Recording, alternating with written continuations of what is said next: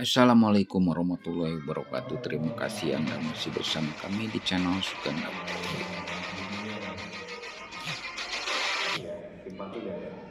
Dalam acara diskusi publik Menakar Gagasan Calon Bupati Garut untuk pembangunan di Kabupaten Garut, Haji Nadiman, seorang tokoh yang peduli terhadap rakyat dan pembangunan daerah, telah mencuri perhatian dalam pemilihan bupati mendatang dengan visi dan misi yang konkret dan realistis.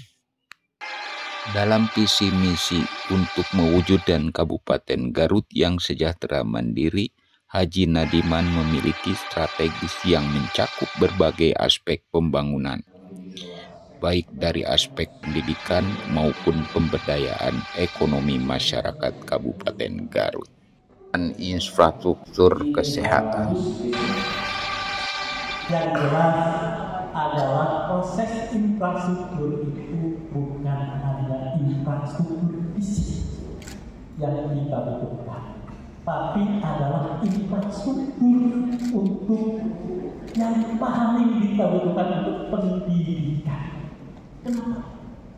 Kalau kita tidak menyiapkan anak-anak kita, adik-adik kita untuk belajar sampai jenjang yang paling tinggi, bukan S1 lagi, sekarang itu dibutuhkan mungkin S2, S3, bahkan sampai menjadi rektor, jadi profesor, kira-kira. Jadi ini pendidikan. Jadi kalau tanpa infrastruktur pendidikan membangun apapun tadi, karena tidak tahu, jadi kalau ada salah. Tapi kalau dengan pendidikan yang baik, insya Allah akan melahirkan generasi muda yang siap untuk menjemput Indonesia emas. Itu kira-kira. Makanya kita harus SD, SMP, SMA, bahkan perguruan tinggi kita harus siapkan. Dan kalau perlu kita akan sekolahkan anak-anak muda ini untuk mendapatkan beasiswa sesuai dengan kebutuhan Kabupaten Garut nanti ke depan. Jadi kita butuh engineering, butuh dokter, butuh akuntan, butuh tata kota, kita sekolahkan dan kita harus biayai tentang itu. Kemudian yang kedua, tidak cukup bisa pendidikan, kita ini harus paralel dengan apa? Dan air pinter kayak lagu loyo, sehat ini tidak akan berguna gitu. Adik-adik, kalau adik loyo tidak akan berguna, artinya harus sehat. Makanya kita dibutuhkan infrastruktur kesehatan. Di mana kesehatan itu dari mulai puskesmas, RSUD, kemudian klinik dan lain sebagainya. Ini sangat dibutuhkan. Harus ada dari mulai desa-desa kita harus punya puskesmas, harus punya puskesmas, harus punya rumah sakit. Rumah sakit Garut itu hanya berapa yang punya RSUD? Hanya RSUD Dr. Slamet, kemudian RSUD Malangbong, dan RSUD Kampung. Artinya kita butuh dengan jumlah penduduk kurang lebih hampir mendekati 3 juta, butuh rumah sakit, butuh RSUD. Dan yang paling menyakitkan, dokter dan Pak Dokter, kemarin ada orang teriak-teriak ingin keluar dari rumah sakit, ada atasnya. Nah, inilah kewajiban kepala daerah ke depan, harus bisa membebaskan masalah bidang kesehatan ini. Jadi harus bisa melayani dengan baik, minimal standar kesehatannya yang minimal, tapi harus juga kita punya standar kesehatan yang tinggi. Untuk siapa? Untuk orang-orang yang punya kemampuan. Daripada Amerika, Santosa, lari ke Bandung, kita siapkan juga. Jadi rumah sakit ini baik itu yang kiri, masuk sini yang sebelah kiri. Cuma fasilitas mungkin berbeda. Kira-kira itu gambaran yang paling baik untuk infrastruktur kesehatan. Kemudian selanjutnya, kita ngomong yang tadi, pendidikan, kesehatan, tidak cukup juga. Kita juga perlu infrastruktur ekonomi, di mana yang namanya ekonomi adalah sangat mempengaruhi ke pendidikan, kesehatan. Tapi kalau ini kita siapkan dengan baik, dari mulai infrastruktur jalan, jembatan, bendungan, kemudian sektor pertanian, sektor peternakan, untuk masyarakat Garut adalah kira-kira 79% adalah masyarakat petani.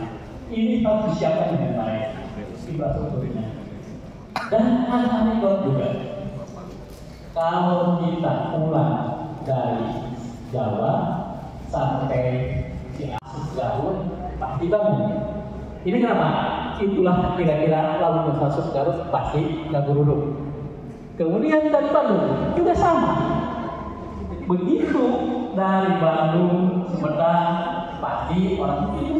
Begitu masuk ke luar pasti nggak guruduk. Ya, kira-kira itulah anekdot. Artinya infrastruktur jalannya kurang baik. Nah, ini yang perlu kita lakukan. Jadi infrastruktur ekonomi ini jalan itu termasuk infrastruktur ekonomi. Ini harus semua paralel kita. Cuma ngomong tadi infrastruktur pendidikan, infrastruktur kesehatan tidak akan tercapai kalau urusan duitnya tidak ada. Pak Dokter, Pak ini sudah hatam tentang ini. Dan kami yang namanya DPR itu sudah biasa mengatur tentang ini sampai bermalam-malam urusan debat, urusan dunia.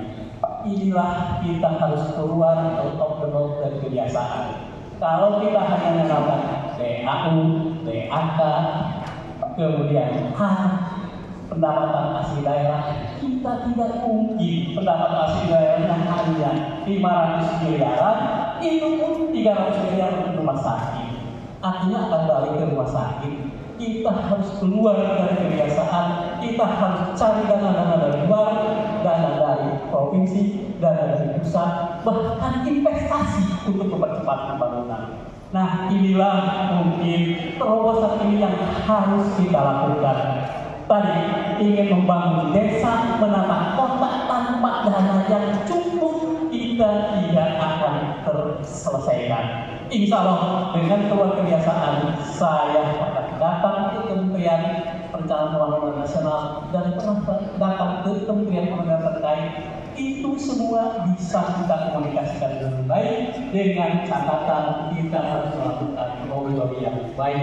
Fungsi bupati itu bukan untuk dulu di pendopo, bukan untuk dulu di Pemda, tapi bupati itu bagaimana mendrive semua perangkatnya selain SOPD untuk bisa menyelesaikan. Yang penting namanya bupati adalah bagaimana telunjuknya bisa memerintah, kemudian itu adalah kemampuan leadershipnya, dan yang terakhir bagaimana dia punya kemampuan manajerial untuk mengkombin semua yang tadi. Insya Allah apapun yang akan kita lakukan, kalau semua dengan seperti itu, Garut akan maju. Assalamualaikum warahmatullahi wabarakatuh. Waalaikumsalam.